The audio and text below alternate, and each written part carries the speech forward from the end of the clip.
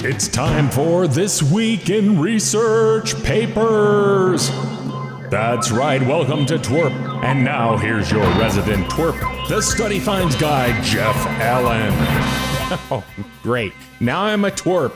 It was bad enough that Dad called me that all the time. But I digress. Let's get started on this week's top StudyFinds posts.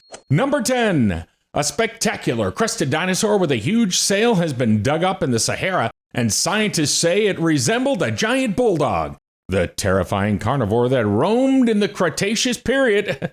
Wasn't that one of Madonna's albums? I kid. The terrifying carnivore that roamed in the Cretaceous period was 20 feet long and weighed 3 tons, as big as a school bus, and it was likely the top predator.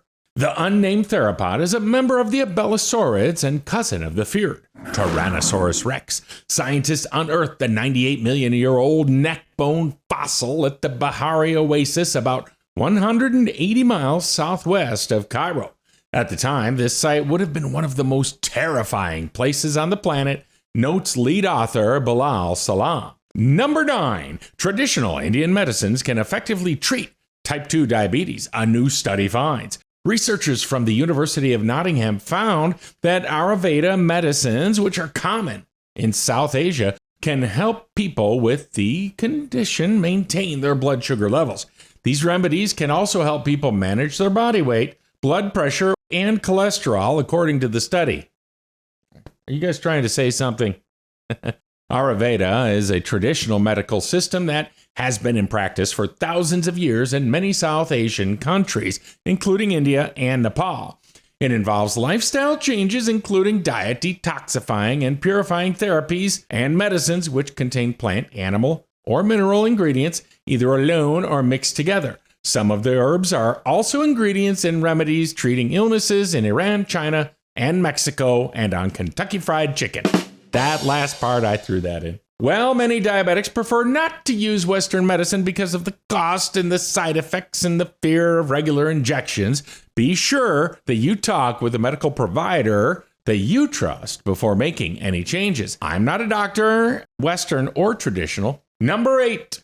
If you toke up on a regular basis, it just may lead to a breakup. Do you think so?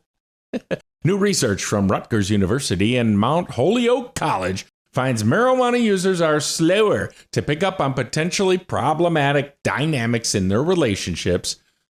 Dude, I was just sitting here on my couch and was counting my chest hair and she's gone. Those who burn the devil's cabbage may perceive their approaches to resolving fights and conflicts in their relationships as being far more effective than they really are. Yeah, this always works. So, babe, don't you think you should just chill? Because, you're killing my buzz. Yeah. There's no shortage of scientific research focusing on Mary Jane, but this is among the first initiative to examine the influence of doobie smoking on a romantic relationship specifically. Study authors are optimistic that this work may help couples that include at least one member who uses the wacky tobacco. Number 7.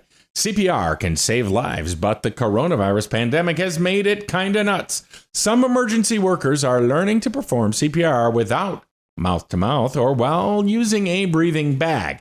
Incidentally, my nickname in high school.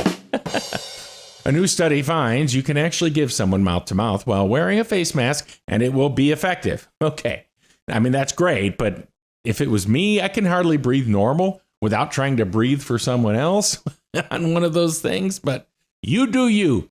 Researchers say mouth-to-mouth resuscitation while wearing a mask still delivered roughly 90% of the air that CPR without a mask would. As part of the study, 104 medical students attempted this on 3 types of dummies.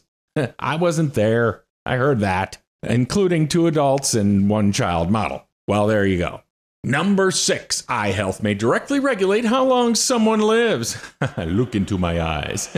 The health of your eyes may have a direct impact on how the rest of your body is feeling and how long you'll live, according to a new study. A team from the Buck Institute for Research, wouldn't it be funny if it was Buckeye? I kid.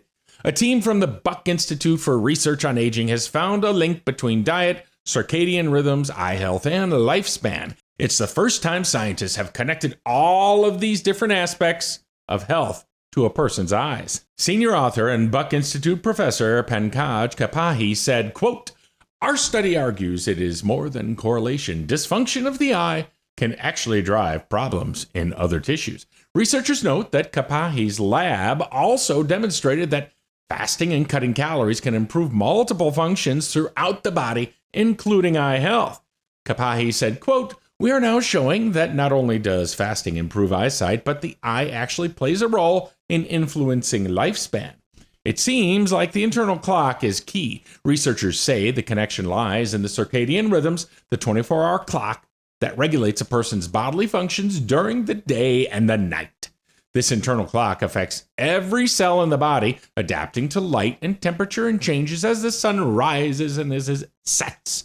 Number 5, a new experimental form of hydrogel has proven both safe and effective when it comes to relieving chronic lower back pain caused by degenerative disc disease, or triple D. I'm not even going to go there. According to a new study, doctors can inject the new gel right into a patient's spinal discs. If I inject it in my wife's butt, does she stop being a pain in the ass? Oh, it's just a joke. I'm in trouble for that one. After 6 months of treatment, each patient involved reported feeling significantly less pain. On a scale of 1 to 10, pain among back pain sufferers declined from an average self-reported pain score of 7.1 to just 2. Additionally, the patients reported improved physical functioning. Average scores fell from 48 all the way down to 6 on a questionnaire measuring how much lower back pain hindered their ability to do normal tasks. This isn't available yet, but researchers say that because the gel is injectable, no incision is needed, and it, quote, augments the whole disc, restoring its structural integrity, which nothing doctors currently have is able to do. That's pretty cool. All right, number 4, if you take CBD as part of your daily supplement routine, have no fear when it comes to getting behind the wheel. Oh, wait, don't take that's the way it's written here. I'm saying ask a professional. Researchers in Australia, good day, mate, report that the highest daily medicinal dose of CBD has no impact on people's driving or cognitive abilities. How well do they drive there anyway, I guess is the question.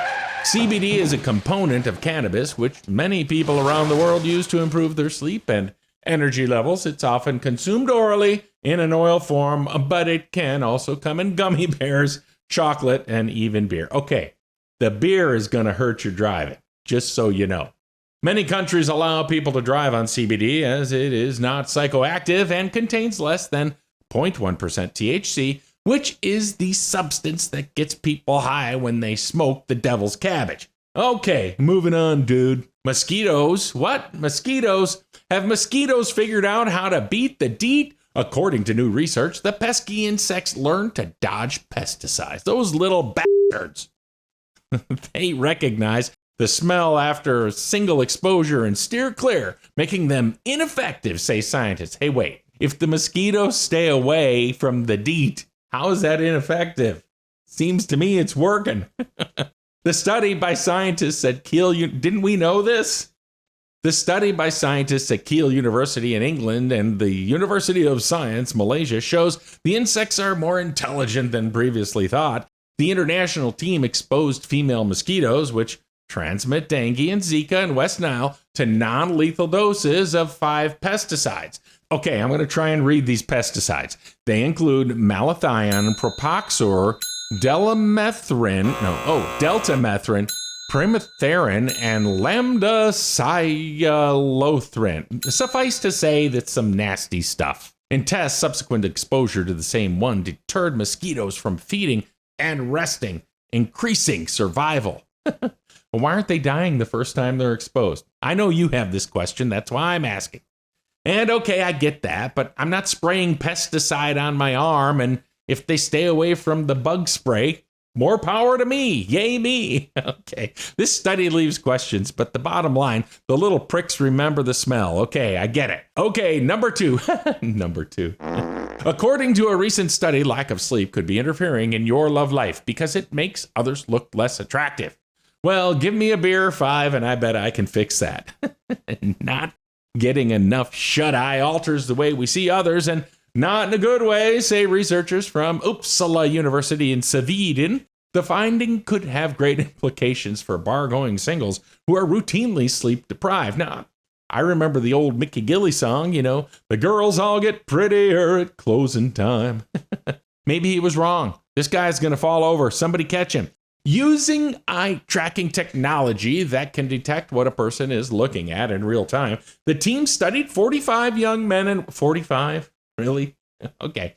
45 young men and women. Participants spent one night with no sleep at all and one night with an 8-hour sleep opportunity. Their eye movements were measured in the morning following both nights. Sleep-deprived subjects in this experiment rated angry faces as less trustworthy and healthy-looking and neutral, fearful faces as less attractive. Researchers say that indicates that sleep loss is associated with more negative social impressions of others. I get that, but isn't everyone just cranky when they're tired? Maybe that's it. The researchers explain that sleep deprivation seems to cause people to spend less time fixating on others' faces. Oh, okay. This in turn has a detrimental effect on the way we perceive others. Now, turn the light off. I need to get my beauty sleep. Oh, we got one more. Number 1. Why does the giraffe have such a long neck? Well, a new study suggests that it may have to do with love and evolution. Is your neck real long or are you just happy to see me? Oh, I kid. With the help of a strange fossil, researchers in China say the giraffe grew its long neck for headbutting battles with rival lovers. I'm glad we don't do that. Well, I guess if you go to some bars down here in Texas, maybe it still happens. Scientists say they needed them for head-banging combat and competition for mates rather than reaching for food in tall trees. Wait, I thought it was always about the food in tall trees. Here's an artist's concept of what these little guys looked like. Aren't they cute? An analysis of an early giraffe's ancestors' unique head and neck fossils suggests an alternative explanation for the evolution of modern giraffes' long necks. The fossil included disc-shaped helmet-like headgear and highly complex head-neck joints. It's a common belief that competition for food drove neck elongation and allowed giraffes to browse for treetop leaves in the African savanna that were well outside the reach of others. I told you. That's what I thought. Now they're ruining everything for me. However, others have argued it was necks for sex, suggesting sexual selection driven by competition among males may have also contributed to the neck evolution. So basically, giraffes have the best bone structure for head butts. All this talk about butts and necks and sex is just embarrassing me. There you have it. Where would you be today without all this knowledge? Be with us next week when we once again bring you This Week in Research Papers. You can check out more info on this and other studies by clicking in the link in the description below and head over to StudyFinds.com.